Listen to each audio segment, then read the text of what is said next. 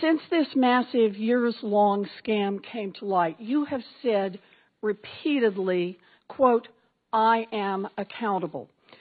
But what have you actually done to hold yourself accountable? Have you resigned as CEO or chairman of Wells Fargo? The board, I serve at Have you resigned? No, I've not. All right. Have you returned one nickel of the millions of dollars that you were paid while this scam was going on? The board will take care of that. Have you returned one nickel of the money you earned while this scam was going on? And the board will do... I will take that as a no then.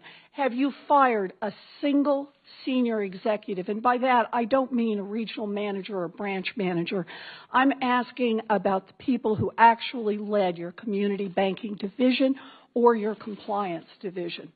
We've made a change in our regional, to lead our regional bank. I just said, I'm not asking about regional managers. I'm not asking about branch managers. I'm asking if you have fired senior management, the people who actually led community banking division, who oversaw this fraud, or the compliance division that was in charge of making sure that the bank complied with the law.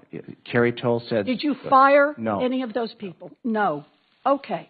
So you haven't resigned. You haven't returned a single nickel of your personal earnings. You haven't fired a single senior executive.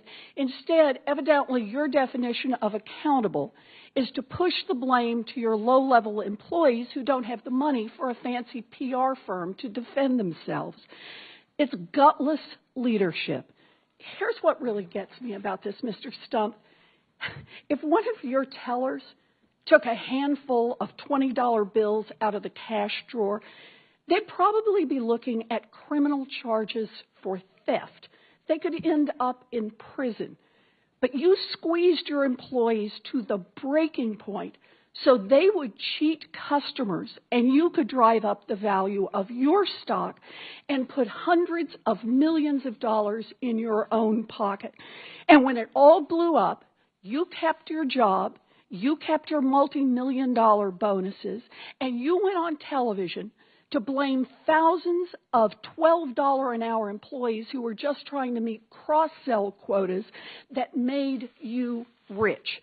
This is about accountability. You should resign. You should give back the money that you took while this scam was going on, and you should be criminally investigated by both the Department of Justice and the Securities and Exchange Commission.